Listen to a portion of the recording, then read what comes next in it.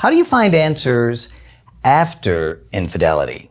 I know for Stephanie and I, after my infidelity, we were really quite lost. We tried to go to some counselors, but thankfully in their honesty, they just said they had no idea how to help, which I appreciated, especially since I was a counselor at the time. We tried to go to some pastors who knew how to pray for us, but still didn't know exactly how to direct us.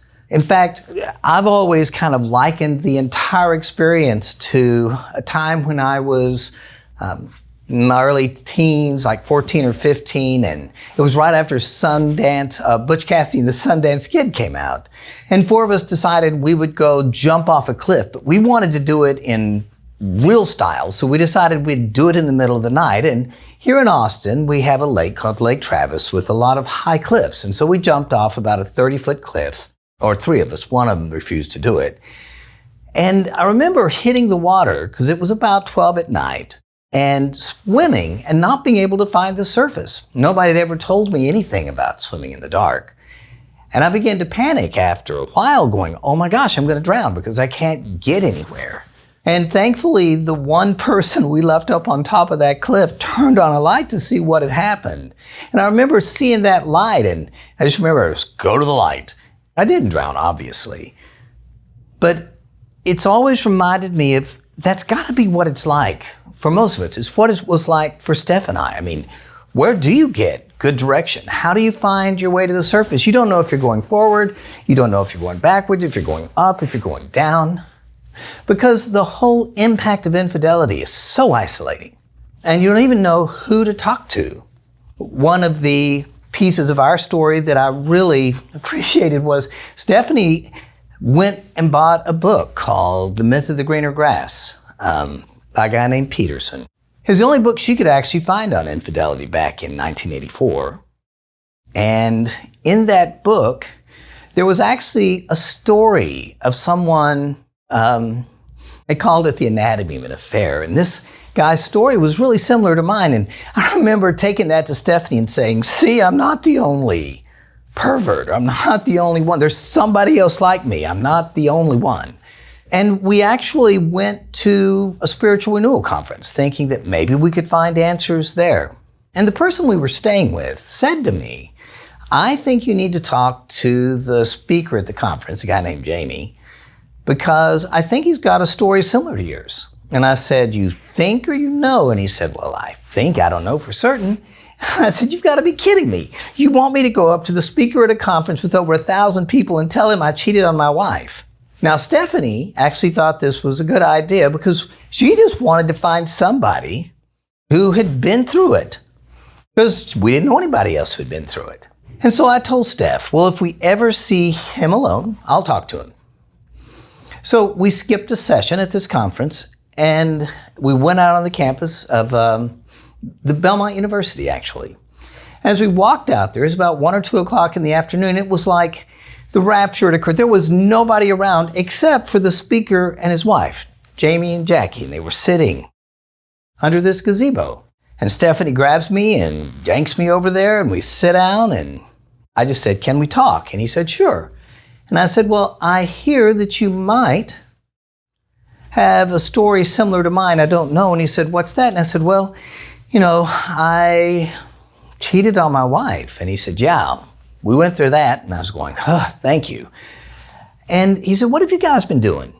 And so I told him about the one book we had found, Myth of the Greener Grass. And he said, yeah, I've read that book.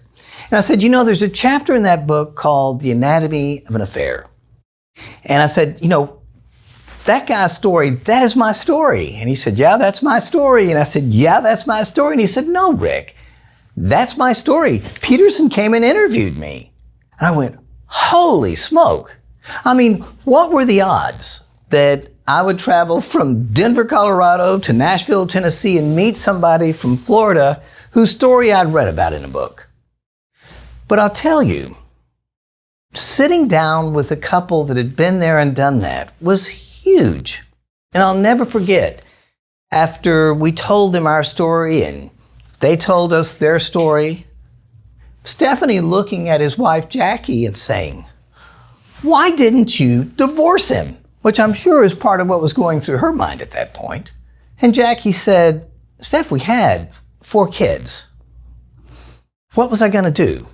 And I thought at least it was worth seeing if there was a way this could be redeemed. And that was decades ago. So am I glad I didn't divorce him? Absolutely. But what was important to us in that whole thing was how they gave us hope. But not only that, they served as an amazing guide for us to show us how to work our way back through things.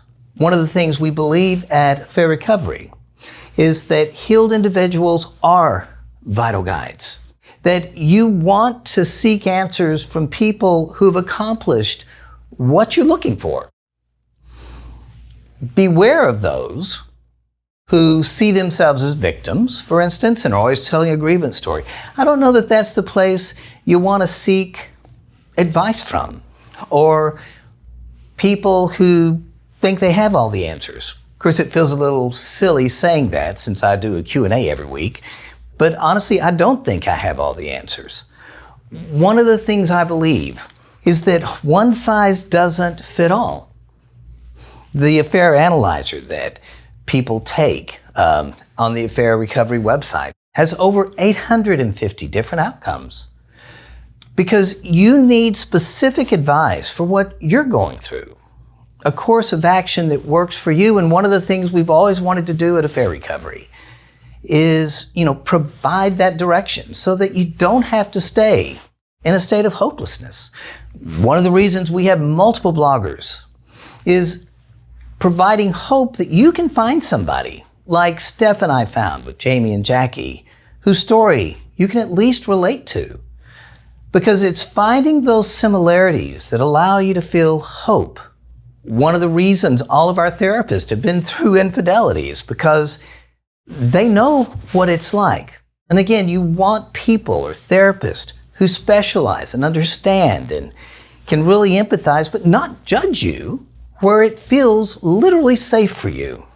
Look for those who have not only survived the crisis of infidelity, but ultimately have thrived. Find that sort of community so you can have people who can serve as guides to your own recovery.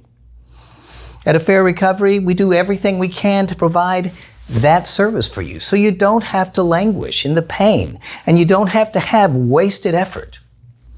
Because you want to move through this and find a new life of meaning and purpose. Please check out our full-length video and other resources linked in the description below. To healing.